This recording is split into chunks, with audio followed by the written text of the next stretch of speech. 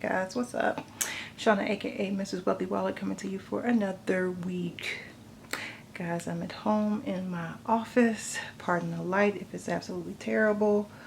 Took a 3-day weekend because everything that's going on around here is very heartbreaking and draining, and I agree with other people when they say that we are tired. We are extremely tired of the same actions and the same results every single time, and we won't change. Trying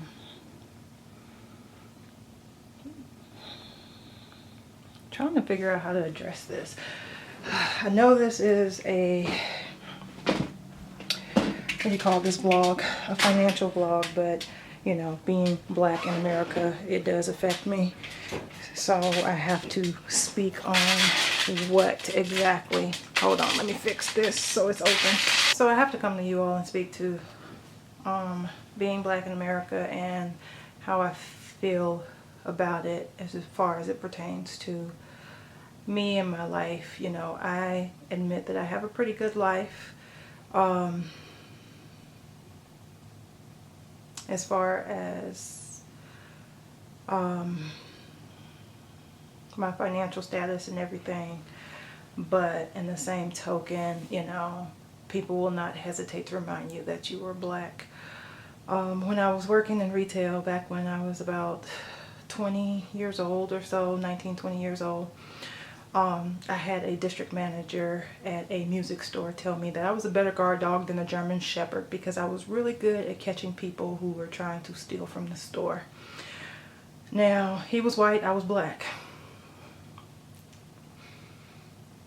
Yeah, that was the most disrespectful thing anyone had ever said to me to that point.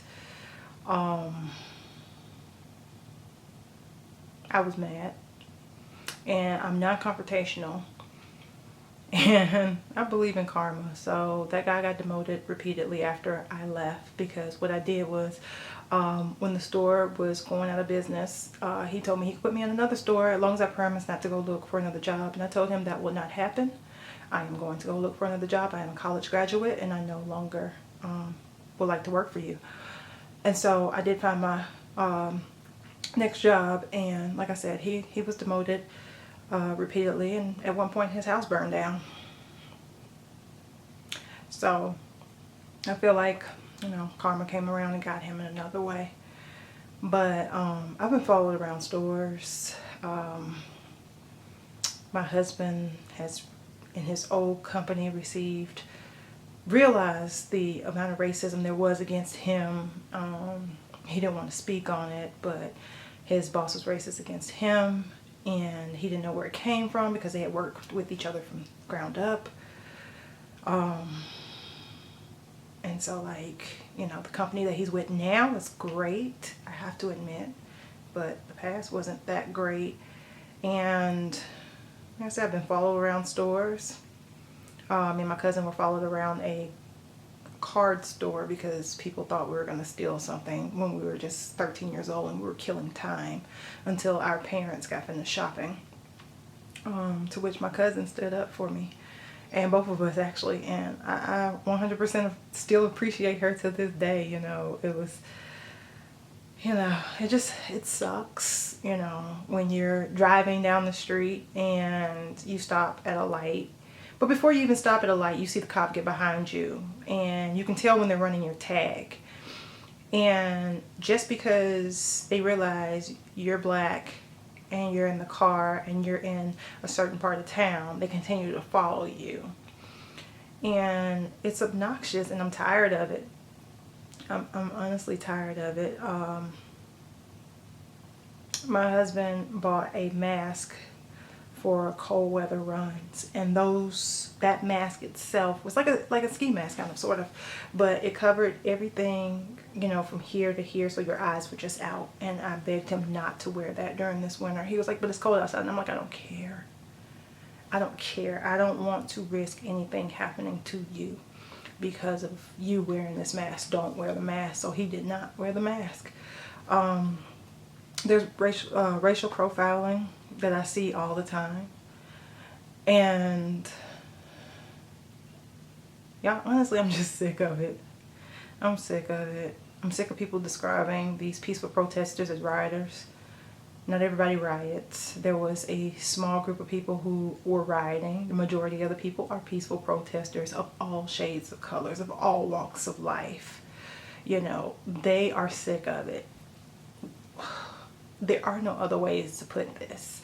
I've been trying to make this vlog. I was going to put up one last week, but my heart wasn't in it. It just stank because I am tired of it. I don't want to have to explain to you what it's like to be me.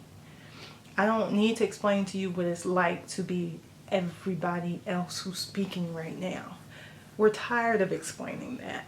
You need to open your eyes and see. Just research it. Just look it up. You know, my father and I have a rocky relationship. And I've told you all this before. Just because of growing up. My dad grew up hard. And he was one of the first black people to go to a prestigious university here in Atlanta. And people sick their dogs on him. They called him the N-word constantly. And that's where a lot of his bitterness comes from. A lot of his hate and everything comes from. And I know that looking a certain way, when I have my hair straight or in curls and all stuff like that, I hold a certain appeal to people, my skin tone and all stuff like that, but that should not matter.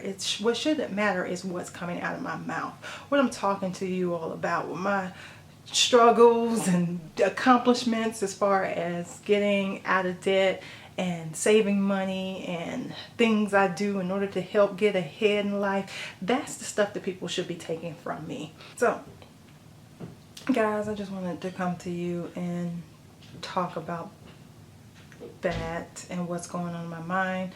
I'm watching a bunch of YouTubers, whether they're booktubers, whether they're financial, you know, all of my different interests. I'm watching them, and I'm watching to see what their responses are to what's going on, truthfully. To stay quiet is to accept it. And, you know, I'm just saying, speak up and let your people know, your Congress, your mayor, your governor, your government, period, know that this will not be accepted. This will not be acceptable going on. You know, this is 2020, not 1960, 2020, and we're still facing the same crap. A person getting killed over a suspected $20 fake bill that was real. This is stupid. This is absolutely stupid. And their attempts to villainize him did not work. You know, Mr. Aubrey down in Albany getting shot while running on a jog, just because he walked into a construction zone and looked around to see what the house looks like. Y'all, when I was a kid, my best friend lived in a brand new neighborhood where they were building houses. She and I used to go in and out of those houses just to imagine what it was going to look like when it was finished. Could you imagine me walking out of that house and somebody shooting me? That's ridiculous, guys. Ridiculous. I mean, like Breonna Taylor, her boyfriend tried to defend her, but there was more cops than him. And they killed her because of suspected drugs that were not there. Trayvon Martin trying to walk home from a party. Do y'all understand how tired we are of this? How tired we are of hearing this. Person after person after person being vilified like they were just a horrible person when they weren't. They were just trying to go home, trying to buy groceries, trying to sleep in their home, being killed.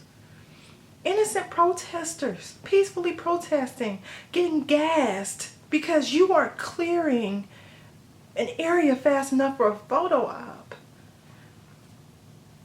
That hurt my heart, y'all. All of this just hurts my heart. But I'm tired of talking about it. I'm just tired of it.